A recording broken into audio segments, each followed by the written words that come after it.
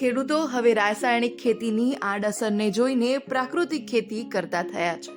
એવી જ રીતે મહેસાણા જિલ્લાના વિજાપુર તાલુકાના પ્રગતિશીલ ખેડૂત પટેલ મનોજભાઈએ પોતાની 1 એકરમાં જંગલ આધારિત ખેતી કરી છે, જેમાં 800થી વધારે રોપા વાવેલા છે। જાણીએ। મારું નામ પટેલ મનોજ, રહેવાનું વિજાપુર। પ્રાકૃતિક ખેતી છેલ્લા 4 વર્ષથી કરું છું। કહેવાનો પર્પઝ છેલ્લે એ જ આવી જાય બધું ફરી ફરીને એ જમીન 1 એકરની જમીન છે। એ જમીન ગાયથી કઈ રીતે પરિવર્તિત 6 મહિનામાં કે 1 વર્ષમાં કરી શકાય। તો પહેલાં તો શરૂઆતમાં એ લીલો પડવાશ કે જે દ્વિદળી વનસ્પતિ એ ચોમાસામાં એક વખત કરી દેવી અને એનો લીલો પડવાશ આ જમીનમાં આપણે કરી દઈએ તો જમીનમાં કાર્બનની વૃદ્ધિ થાય અને પછી ગાય લાવી દેવાની। અને આ 1 એકર જમીનમાં મારી જોડે 2 ગાયો છે। એક નાનું એવી જ ગાય અમે લાવ્યા છીએ અને એમાંથી જીવામૃત બનાવી અને આ ખેતરમાં અમે એને છેલ્લા 2 વર્ષથી પ્રયત્ન કરી રહ્યા છીએ અને બેડ સિસ્ટમથી આખી ખેતી કરી છે। 10 બાય 10ની જગ્યા રાખી છે।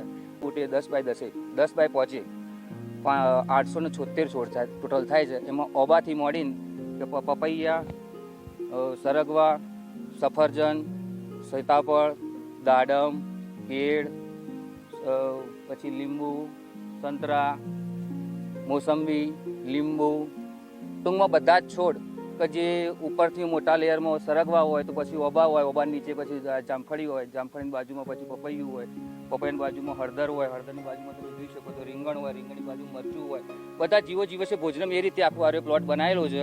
અને આમાં મેં એ રીતે કર્યું છે કે અહીંયા નીચેથી આપણે મૂળિયામાંથી જમીનમાંથી લઈ એપાર્ટમેન્ટ જેવી ખેતી કરવાની, કારણ જમીનમાંથી લેવાનું, વચમાંથી લેવાનું, ઉપરથી લેવાનું। આપણે નીચેથી લઈને આપણે છૂટા નહીં થઈ જવાનું। જમીન આપણે 12 ફૂટની ઉપર જગ્યા આપી, નીચે 3 ફૂટની આવી તો પૂરેપૂરી વાપરવી અને એક જ પાણીમાંથી એક જ ખાતરમાંથી, ખાતર તો કોઈ નાખવાનું ચાલતું નથી, ફક્ત એક ગાયમાંથી જીવામૃત બનાવી અને વધારાનું જે જીવામૃત બને એ ઉપર નાખી જવાનું અને જીવામૃત કન્ટિન્યુ છોટે જવાનું।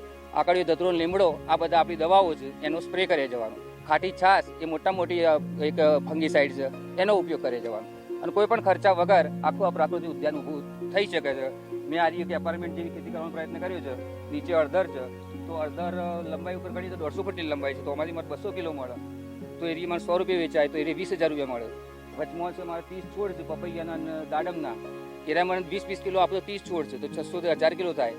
પછી ઉપર હું દૂધી તુરિયા લઈ શકું એ મારે 200-300 કિલો થાય તો ટોટલ આવક એક બેડની મારી લાખ ઉપર આવક થાય તો આ ફાર્મની આવક ટોટલ 10 લાખ ઉપર જાય અને બધું જ પ્રકૃતિ ઉપર આધારિત। ખાલી આ એક મોડલ એવું છે કે આમાં કોઈ ખેતીમાં ટ્રેક્ટર કે અંદર લાવવાની કોઈ જરૂર નહીં, નો ડ્રિલિંગ ખેતી એટલે બેક્ટેરિયા ઉપર ખેતી છે। કોલોની અંદર બને, ઉદ્દેવની પણ કોલોની બને, એઝોટોબેક્ટરની કોલોની બને, રાઇઝોબિયમની કોલોની બને અને બેક્ટેરિયાઓની કોલોની બને અને જીવો છે ભોજનમ એ રીતે આવી અમારે કિંગફિશર છે, પછી આટલી વક્તિથી છે, આ બધા પક્ષીઓ અહીંયા રહેવાસી છે આટલા એરિયામાં અને કોઈ જીવડું વધારાનું હોય તો એ પક્ષીઓ આવીને ખાઈ જ જાય કારણ કે કોઈ ઝેર છોડતો નથી। આજુબાજુ જો ગલગોટા અંદર વાયા છે તો એ એક મધમાખી ખેંચવા માટેનું આકર્ષણ માટે છે તો એનાથી ફલનની પ્રક્રિયા થાય છે।